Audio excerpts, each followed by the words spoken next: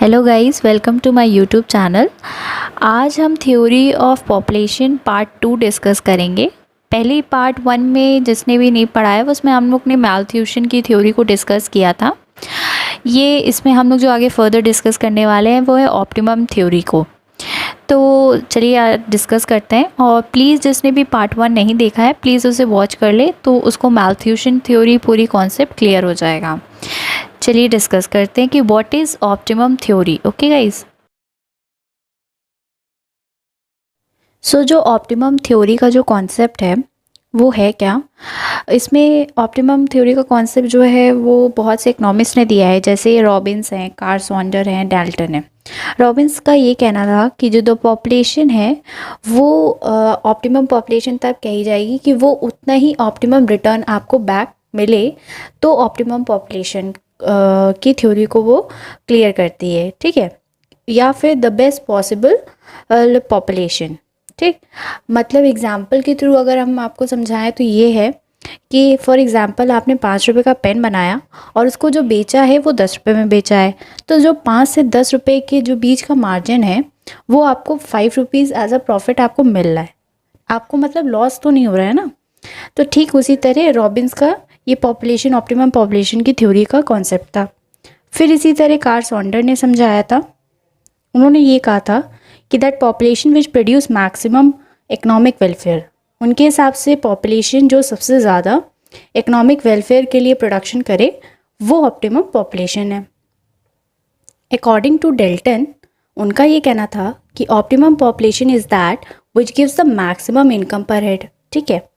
मतलब ये है कि तो जो ऑप्टिमम थ्योरी है डेल्टन के अकॉर्डिंग, उनका कहना यही है कि optimum population is that which gives the maximum income पर हेड, ठीक। वो पॉपुलेशन जो सबसे ज़्यादा आपको मैक्सिमम इनकम दे। मतलब एग्जांपल थ्रू समझाएं तो कि अगर पॉपुलेशन फॉर एग्जांपल 5000 है और नेशनल इनकम हमारी 50 लाख है, तो जो एक पर कैपिटा इनकम ये शो करती है, मतलब एक इंडिविजुअल कितना कमा रहा है, मतलब 1000। तो ये सिचुएशन दिखाती है कि आपकी जो पॉपुलेशन है वो ऑप्टिमम है कि अंडर है कि ओवर है, ठीक। इसको हम फर्दर अभी डिस्कस करते हैं थ्रू टेबल, ठीक। तो इन तीनों हमारी थ्योरीज़ में जो डेल्टन की थ्योरी है वो ज़्यादा ही साइंटिफिक और रियलिस्टिक मानी जाती है। तो अगर हम टेबल के थ्रू डिस्कस करें तो आप देख सकते हैं कि टेबल में जहाँ पे मैंने शो किया है पॉपुलेशन 5000 है, 6000, 8000। नेशनल इनकम जो 5000 में 50 लाख है और पर कैपिटा इनकम 1000 है। तो सिचुएशन जो हमारी आ रही है वो अंडर पॉपुलेशन है, क्योंकि पॉपुलेशन तो हमारी 5000 है और जो नेशनल इनकम है वो 50 लाख है। अगर हम 50 लाख को 5000 से डिवाइड करें, मतलब एक इंसान 1000 रुपये कमा रहा है, तो पॉपुलेशन क्या है, अंडर पॉपुलेटेड है।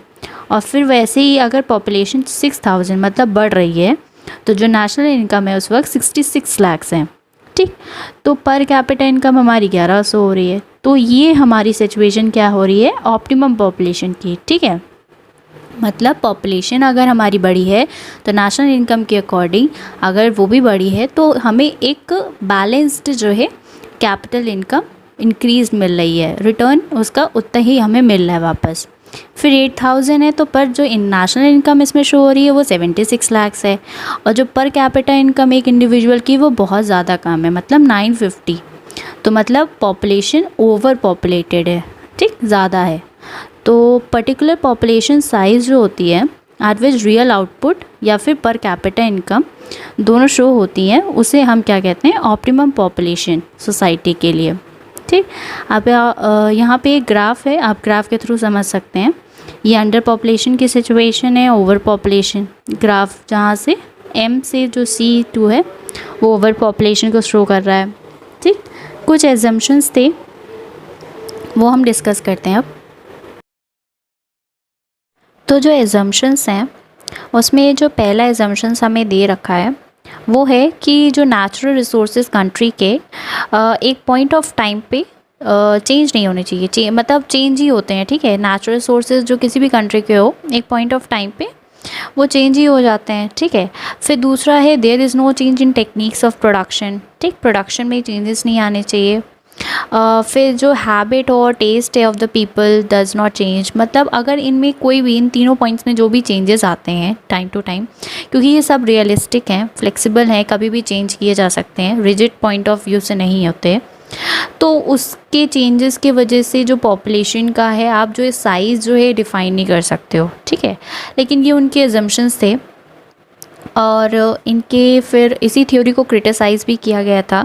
जैसे पहला क्रिटिसिज्म जो था, जैसे बोला जाए तो वो था कि no evidence of optimum level, मतलब ऑप्टिमम लेवल का कोई भी अभी तक एविडेंस नहीं शो किया गया है, ठीक।